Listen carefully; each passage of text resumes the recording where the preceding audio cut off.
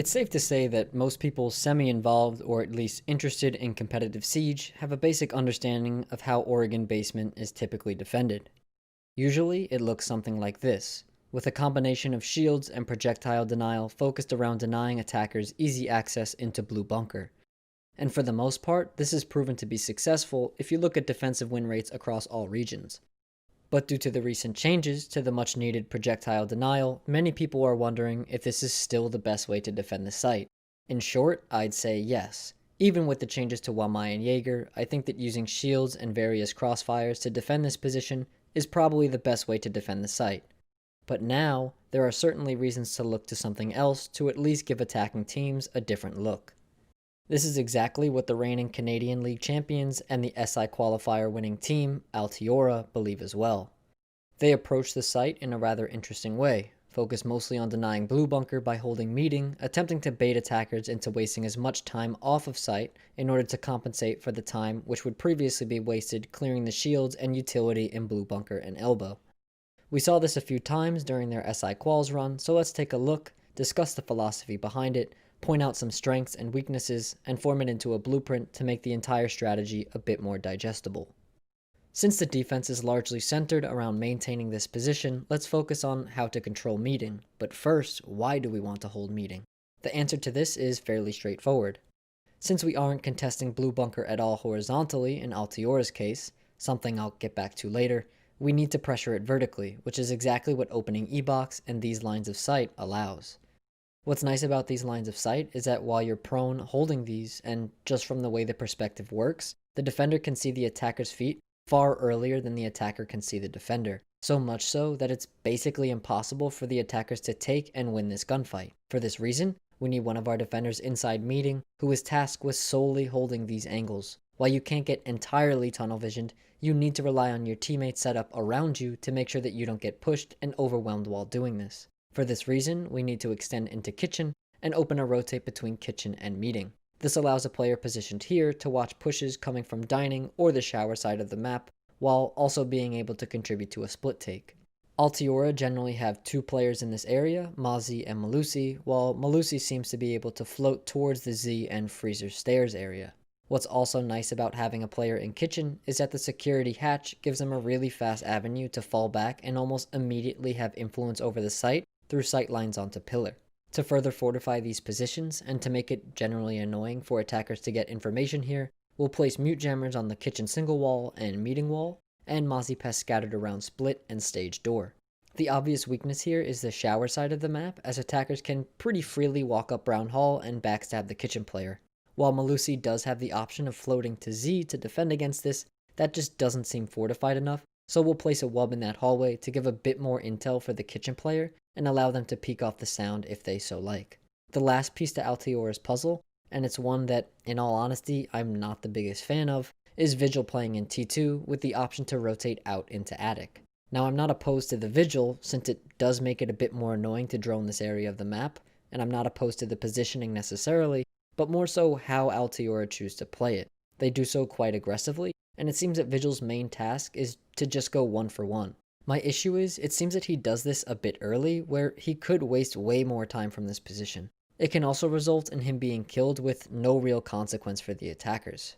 Backpacking off of that, let's get to where I feel that this strat could use some improvement. The first is pretty basic, but in looking at these rounds, and I'm not sure if it's just me missing something, but Altiora seem to have two reinforcements in pocket, so let's get rid of those. We'll put one on the closet wall, and the last can be used on one of the freezer walls, or, in my opinion, on the attic hatch. While this prevents the tower player to contribute to or fall back to meeting, since we're conceding attic anyways, I think that this is where that reinforcement would be best used, considering how an attacker over that hatch immediately shuts down what we're trying to do in meeting.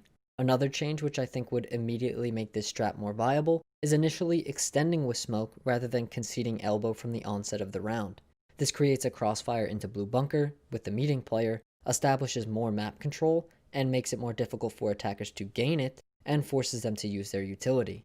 To make this even stronger, let's switch off of the Vigil and onto a Jaeger. While Vigil is nice to make attackers' drone work a bit less efficient, beyond that, and since Altiora are essentially asking him to go 1-for-1, his gadget's contribution to the round just isn't strong enough to warrant bringing him.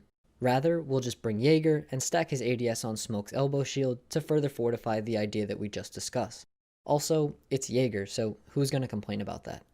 Jaeger can play the same position as Vigil, but do so a bit more conservatively, focused on playing the stair set rather than in T2 itself. This is just a better, less killable position, and more importantly, forces attackers to enter the map in order to get this kill, which also makes it far more tradable and generally puts the gunfights in the defender's advantage. I also think that slightly adjusting Mozzie and Melusi's positioning would be nice, making one dedicated to a kitchen and split take while the other is dedicated to the Z or freezer position for the same reason that I discussed in my previous video. It also puts them in a safer position to quickly fall back to site and assist Smoke, since this defense's main weakness is obviously a full blue rush. We saw this work against Altiora the first time they played this strat against Rent Free. The reason it worked, and this is something that I want to emphasize as vital for this defense to be effective, is that the meeting player needs to be ready to contest blue bunker from the onset of the round. The smoke and elbow also helps counter this a bit, but still they can be pretty quickly overwhelmed. If you're the smoke in this position, be ready to drop a smoke at your feet and fall back and reinforce if this is the case. For this reason, we may want to consider changing the position of the mute with one of the other first floor defenders, since his setup could be quite long. While Altiora used this as a default, considering they ran it 3 times against Rent Free, I don't think that you should use it in this way if you choose to. While it can definitely be effective, its effectiveness relies on the attacker's inability to realize what's going on. Once they're aware of the setup, it's fairly simple for them to counter and get a win. So be careful with this one and use it sparingly. And again, I don't think that this is objectively better than a default semi-turtle strat that we're used to seeing, since I feel that the trending idea that these kinds of strats are nullified by the most recent patch is a bit overstated and dramatic. To close this video, and going into the new year, I'd just like to thank all of you for the overwhelming amount of support that I've received in the past few months. Just 6 months ago, I made a video for fun, and somehow, 6 months later, I'm approaching 2,500 subs, which if you told me that before the first video, I would have laughed it off. I've been wanting to make content for a while and finally bit the bullet and put myself out there, and couldn't have anticipated this kind of support. So again, thank you all so much. That being said, and I hate to do this, but in the description is a link to my Patreon account. There's obviously no requirement to contribute, but if you have the spare income and enjoyed the content, your contribution would be hugely appreciated, since I basically do this full time and currently don't have any other source of income with the pandemic and all. This year, I hope to make a further commitment to making content, and your contribution would serve as a confirmation to me that this is a good idea. Again, a million thanks to all of you who have supported me so far, and I hope that you go into and through 2021 happy and healthy.